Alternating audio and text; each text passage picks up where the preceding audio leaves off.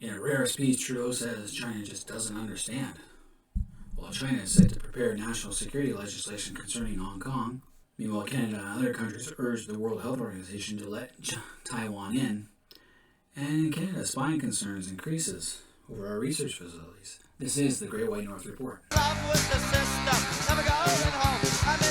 Prime Minister Trudeau finally got his balls out of his wife's purse, said in front of the House of Commons during a special committee of the CCP virus, said that China just does not seem to understand independence of Canada's judiciary system. And he also reiterated his charge that Beijing imprisoned 2 Canadians in retaliation for the arrest of top Huawei executive. Trudeau also said that Canada will continue to press Beijing to release Michael Kovrig and Michael Spavor. Both have been detained since December 2018 following Canada's arrest of W.H.O, a Chinese Huawei official and the daughter of the company's founder. Now, W.H.O is the Huawei Technologies chief financial officer and is fighting extradition to the United States while she lives in her $1 million mansion, which she has 2 in Vancouver, after being arrested by Vancouver police at the airport. Canadian officials have repeatedly told the CCP that they cannot intervene in the case. Canada has an independent judicial system that functions without interference or override by politicians. CCP does not quite work the same way. Their judicial system is subjected to the whims of the Communist Party, not the other way around, and it can be manipulated by them at will. So what did CCP do when we arrested this chick?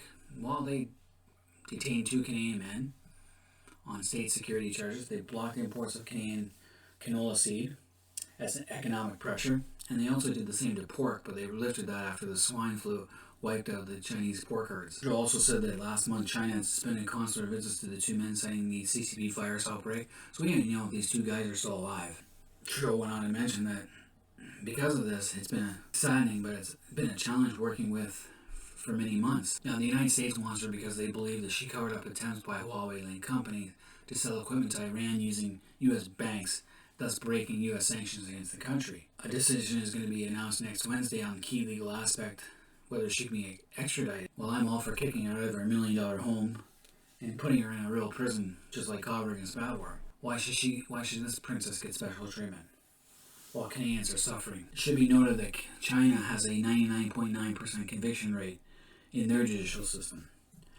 So that means if you're an innocent guy who just happened to be at the wrong place at the wrong time or if you said the wrong thing, you can be sent to a court of law, and chances are you'll get imprisoned. This poor guy, Schellenberger, he was charged with drug smuggling in China. He was sentenced, I think it was 8 to 10 years in prison. He appealed the decision, and because of the arrest we made back in 2018, his appeal was fast-tracked, and he was given a death sentence. Again, to put pressure on Canada, who they know is kind of squeamish when it comes to the death penalty. All this comes at a time when we have the CCP virus.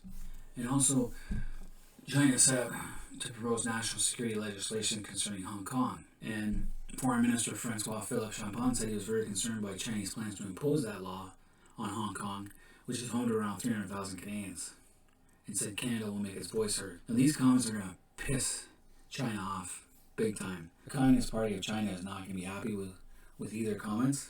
Now, this has already sparked off fresh anti-China protests in the former British colony, which enjoys many freedoms which were not allowed on the mainland.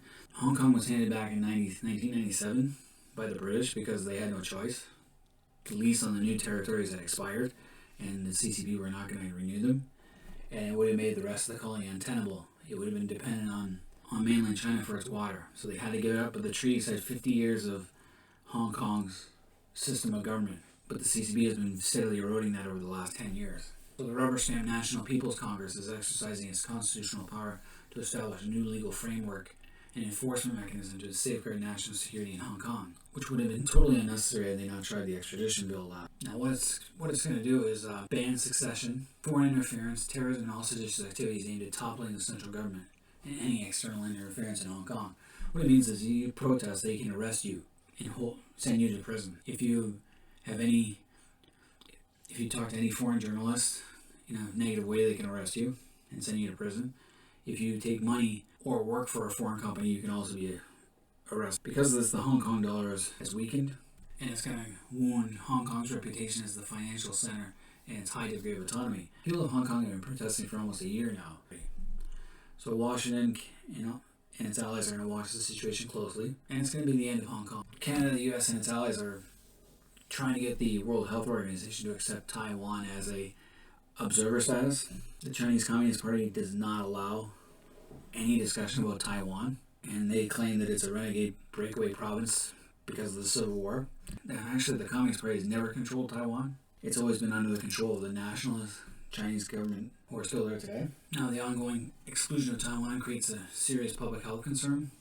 Taiwan's early success at controlling the pandemic qualifies it for a seat at the World Health Organization's meetings. And it tells the agency to stop playing politics because they have listened to the CCP, who will not even table questions about Taiwan. They want the world to heed its one-China policy. Well, here's a one-child policy. Why don't we take our recognition of the CCP away from mainland China and give it to the democratically elected people of government of Taiwan. More people in Taiwan vote for their president than do all of mainland China. I'm all for recognizing Taiwan as either an independent country or as the legitimate government of China in exile. So Trudeau and Johnson, they're working together to get... So this isn't going to help our relations with China at all. And the World Health Organization, it's facing a lot of criticism right now from abroad. I believe they screwed up royally. Taiwan, back in January, they were right on top of things. They banned travel to mainland China. They also started testing people and educating their people on how to wear face masks at all times and social distancing and hand washing. So they were definitely we could have used them instead of using the CCP mainland China practice.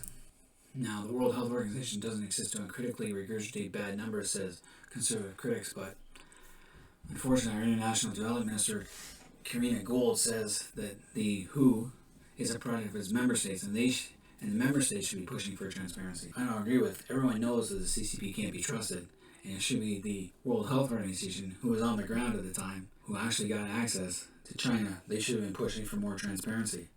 But no, they took the numbers at face value. So the WHO is going to have an independent review of its global response, which is a joke. It should be somebody else doing it. And China signaled its support for that review today and promised $2 billion US over 2 years to fight CCP virus, especially in developing countries. Anytime the CCP gives money out, there is going to be economic and political strings attached to such package. So Gold is definitely out of touch with what most Canadians believe. She believes the WHO was provided the most accurate and up-to-date information it had access to. Keyword access to, which means it wasn't on the ground, it wasn't looking around, because if they did, they would have got kicked out. Pure and simple. That's why they had to take those numbers. But they did have too much confidence in the Chinese data. Just ask these two idiots, Dr. Bruce Aylward and Dr. Theresa Tam. Bruce Aylward was on TV praising China's response to the pandemic, saying if he got it, he would want to be treated there. I'd be looking into his bank financial statements now. See how much money he took to say that. What an idiot. If he gets it, send him there. And Dr. Theresa Tam, back in January, February, she was saying that we do not need to ban travel from mainland China, which was a huge mistake. And she said we don't need to wear a face mask. Another mistake. Now she's changed her tune on both, and she hasn't publicly apologized. Neither one of these two idiots have publicly apologized and said they screwed up. That's what I'm waiting for. They screwed up, and they should be backtracking as fast as they can. That's why we have a World Health Organization, to protect us from this kind of stuff, and they fucked up royally. My last thing. Intelligence agencies warn that intellectual property is a valuable target, especially when everyone is trying to get a vaccine for the CCP virus. And if a country like China gets their hands on it first, they will use it as an economic political tool, because people got to understand that everything that happens in mainland China, the CCP views everything in a political world. We are in a Cold War with China, whether you realize it or not.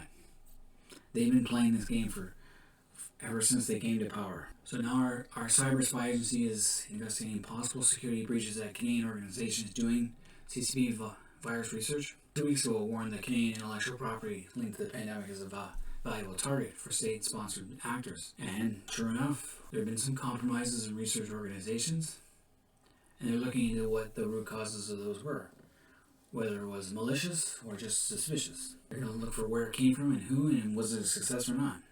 So what gets me is all these researchers are supposed to be so smart, but they're putting all their research data on a computer with access to the internet. Unplug the internet from these things in a secure location in a computer that has no internet access, or if it does, it has a server that just goes around its own area, not outside of it.